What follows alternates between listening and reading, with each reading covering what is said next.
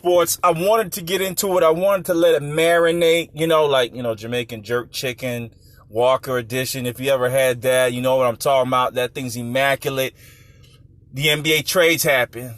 And man, that hot, spicy Walker's jerk chicken, it marinated real well. We're going to go over the grades and what we got in the month of February. Not what I expected. A little bit disappointed with a few teams, but we're just going to break down what we see and what's next for these NBA teams heading into the playoff run. Cleveland Cavaliers make the trade for Andre Drummond. Pistons receive Brandon Knight, John Henson. And then look with how they put it on NBA.com. You know this is bad. Less favorable of Golden State's 2023 second-round picks. So they get picks. They get a Brandon Knight, which they could waive. And they get John Henson, a big, long body who can block shots. They have a little bit of faith in Mr. Woods. That's the center on the Detroit Pistons. As I analyze that, I say they see a future in Mr. Woods. And Mr. Drummond is a little bit expensive and can't shoot the three ball. Woods has a little bit more potential to do that. And in this league of smaller power forward centers is what I would call it, there may not be a need for a lumbering bigger center who does the traditional things as far as rebounds and points on inside the block. Plus, it's the money situation. How much can you really pay Andre Drummond this summer? Are you going to win a championship? How does he tangle with Blake Griffin? I would have loved to see that, but Blake Griffin has just been injured.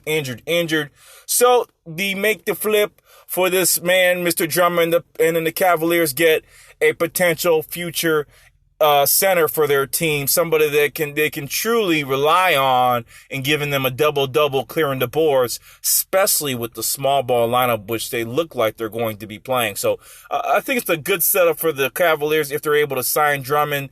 However, I do see the Pistons having some flexibility, trying to make some moves, cap space as well. But who are they going to get? Who are they going to tangle for that team to be reach the next level? It opens up for roles, but is there somebody else that they're looking at? Maybe perhaps an Aaron Gordon, the team with a Blake Griffin, small ball, run up the court. You heard it here first, Off Work Sports, I think outside the box. Bang, bang, we move on to the Hawks. And for this grade, I give it a C. I don't think there's anything here that's so positive about Andre Drummond going to the Cavaliers, and there's nothing that great about the trades that went over to the Pistons, so that's a C. Jumping over to the Hawks, scratcher of my head, but I think this is a value add for the Kings. A lot of people are liking what they're seeing in the Hawks receiving Dwayne Dedmon, a 2020 second round pick, and 2021 second round pick for the Hawks. Dedmon leaves a situation that he didn't like. He was complaining on the Kings. Now he jumps over to the Atlanta Hawks, joins Trey all day long with a team that has done a lot of movement to try to improve themselves. I just didn't understand why they got Dwayne Dedmon, but the trade was made, and they traded one of the better assets for this team, and that is Mr. Jabari Parker. Alex Len, on the other hand, comes in as the next focal spot, and I think Mr. Len is going to be proved to be very beneficial to the Kings. Okay, I think it's an opportunity for them to truly improve themselves. They already have a three-point shooter, hence why they let Dedmon go. I forgot the young European player's name who can stretch the floor. They have Mr. Rashawn Holmes who can jump out the gym. Now you out in a big, long, active body in Alex Len, who I think is better than Dedmon, plus a Jabari Parker. I'm looking at the Kings at making a satisfying run. The grade is a B+. Great move from the Kings. Great scouting and understanding what type of players they could get back and then going after that. Next up, here we go. Clippers, again, trying to make moves, trying to position themselves. It was the Marquise Morris sweepstakes, and they got it. This is the B+, again, for what Marcus Morris is doing this season with the New York Knickerbockers. He's now possibly going to provide that off the bench for the LA Clippers. And now you add on another piece, possibly in Isaiah Thomas, who I believe is waived already. But that would have been nice to keep him on, but they let him go. So now you got all these options here and a tremendous opportunity for the Clippers to try to make this run. This scare any bones in the LA Lakers, the Blazers, or the Nuggets. I think this has to give them a look. They have to look at this and say, okay, this was a move that we have to recognize. It wasn't one of these, no offense, Dwayne Dedman type moves. Again, this is a move that could potentially be groundbreaking for them, especially in this new 3-ball league. Exciting to see Marcus Morris join a team that is going to pay dividends, but hopefully there's no disruption in the locker room. The Knicks receive a big stud in a defensive talent, a Mo Harkless, 6'9", big long body. Draft rights to Issoff Sanon, and then a first-round pick from the Clippers. Also, they get a protected 2021 first-round swap and then a 2021 second-round pick. So this is pretty much asset accumulation for the Knicks. They've done a great job in that effort, and I think they also receive a B+ just because of all the picks and some of the flexibility of their game by getting these players. Washington Wizards get Jerome Robinson. So Jerome Robinson is a player, a young stud that was drafted. He gets to prove himself to try to be the anchor in the defensive role for the Washington Wizards. Let's see how he pans out. He gets the opportunity to play and show his skill set, as well as possibly work himself into a new contract. I'm excited to see what Jerome Robinson can do. That's why I highlighted this action move for him as well. So that grade right there, again, I'm going to go over it. The Clippers receive a B+. The Knicks receive a B+. The Wizards receive a C+, because I don't know what Jerome can do, but he's a young talent. Hey, it's always good to have bench help or even practice team help, and that's not bad. That's an important piece. Okay, now we jump in again. Here we go is the crazy stuff, okay? I don't get it. I don't get what the hell is going on here with the Houston Rockets. I saw the move a couple days. We'll get into that. We're going to round down. They went after Mr. Jordan Bell.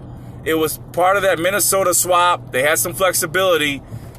I thought they would keep Jordan Bell. I thought that was an exciting pick for them to get Jordan Bell in a 2020, again, from the Minnesota Timberwolves. Yet in Jordan Bell, and then, possibly that nice small ball lineup that they were looking for, and he has the potential to gain a three-point shot. They let him go, okay? They let him go to the Grizzlies, who now have a even more athletic front court. I'm excited to see what we can get from those guys. Plus, you get a 2023 second-round pick. In addition, what do we see from the Rockets? They pick up Bruno Caboclo, a big long forward, who I don't understand why they went after him. I don't think Caboclo is a better player than Mr. Jordan. I don't understand why they did this, but Rockets are making scratchy-haired technical moves based upon data. We are a data-driven channel, but I could say I don't care what the data told me on this. I would not have made this move for Bruno Caboclo. No comprende what the hell's happened there. So the Grizzlies, again, improve their front court. They do lose a 2023 second-round swap. However, they gain Jordan Bell, another athletic piece off the bench. They have a very athletic front court with their draft pick, the kid from Gonzaga. Then you got your kid from Michigan State. I like naming the schools, let you guys figure out who's who. And then you got your good kid from Lithuania. Okay, so you got all those guys on the front court for the Grizzlies, and you add in Jordan Bell, another athletic defensive presence. I like where they're going. Great pickup for the Grizzlies. They get a B. The Rockets, they get a C. I don't know what the hell they're doing, and maybe they're going to prove me wrong. We'll see if the data proves right, because they did prove right when they beat the Lakers right after this trade. Now, one of the bigger trades that happened that everybody was talking about was this Andre Iguodala trade. There was 3 teams involved, and I really like this trade here. So the Grizzlies, again, adding more pieces, and not for much. I think they've won out. B+A on this. Dion Waiters, Justin Winslow, Gorgie Dang, another big, added on to the Grizzlies. Watch out for the Grizzlies. Great moves in this February trade deadline. Happy Valentine's Day to your scouts. They did the right thing. They get some great talent back. Just matters how they're going to fit in, if they're going to be able to play within the system. The Heat receive Andre Iguodala, Jay Crowder, and Solomon Hill. So, again, nice pickup for the Heat. I like that. I like Iguodala. I like Crowder, and I like Solomon Hill. So the Heat received some defensive help. However, I don't know why they traded Justin Winslow. He was having a great season last year. Now Justin is back in the Oasis because of his lack of a jump shot. After a great season, shows what injuries do, right? You get one injury and then you're back on the back burner, and that's what happened to Mr. Winslow.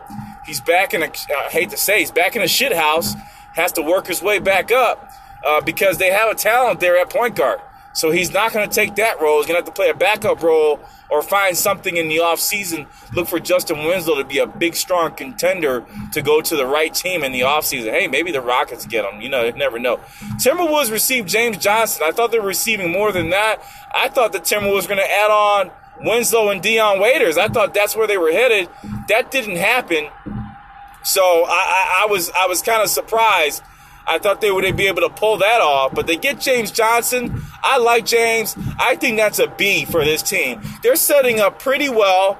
I think James Johnson, in my opinion, in the role that Wiggins had, he can do the same thing Wiggins can do from a numbers perspective. I don't know if it's going to be of the same value, but James Johnson can do the same thing Andre Wiggins can do. 18 and 8, he can do that even at his age. I like this James Johnson move.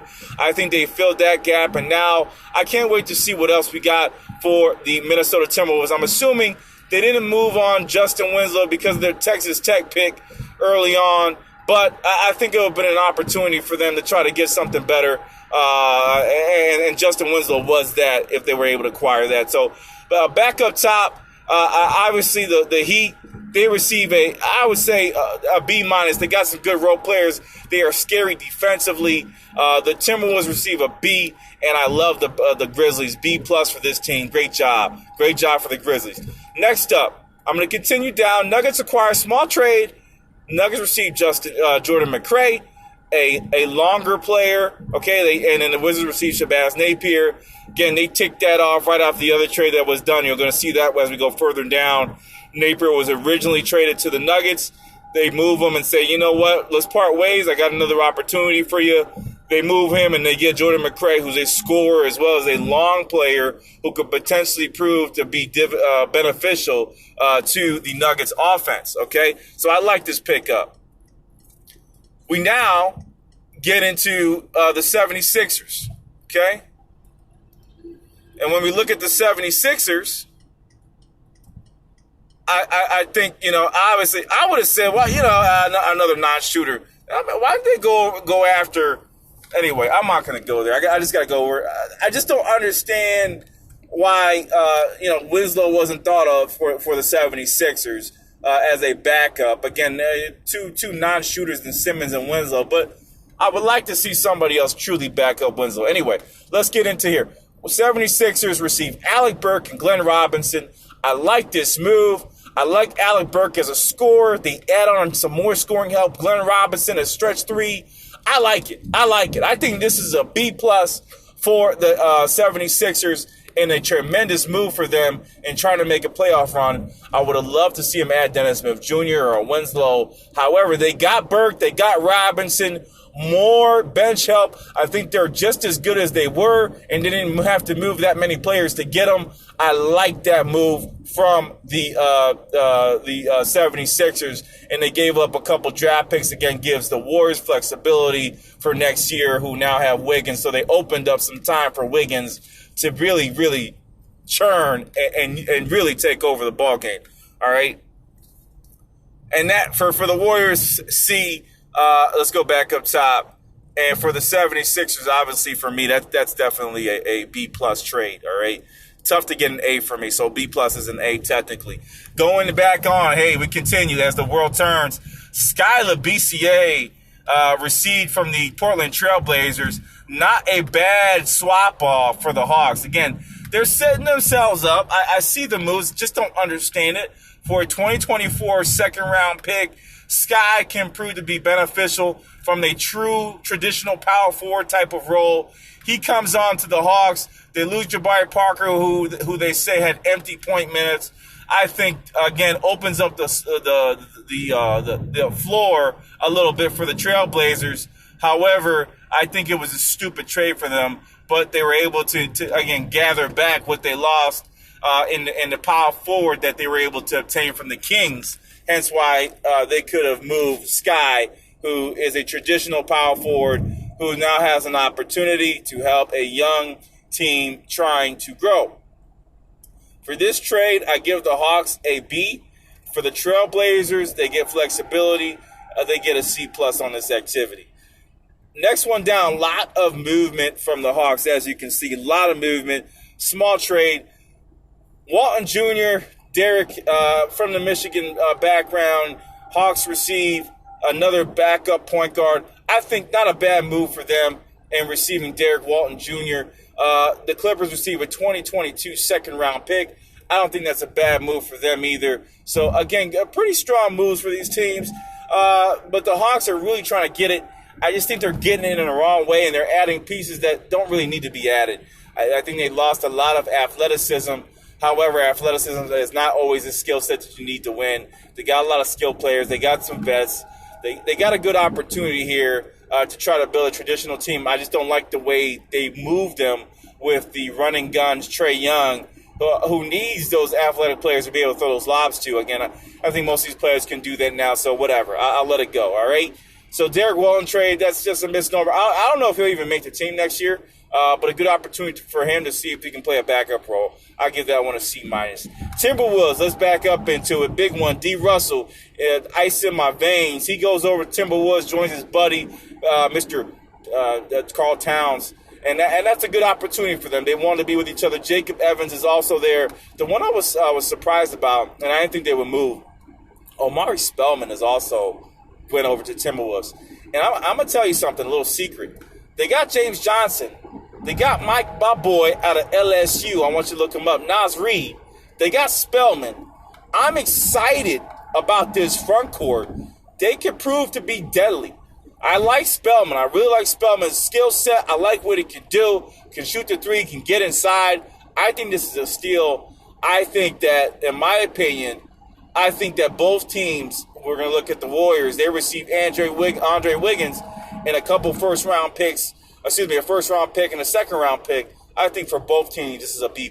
This is an opportunity to really get better. And both teams have proved to do well in this setup. All right? Now, what's going on here, Magic? I should just do a separate video to bust your balls. James Ennis? Why? I don't get it. But Magic get James Ennis, and they leave a 2020 second-round pick.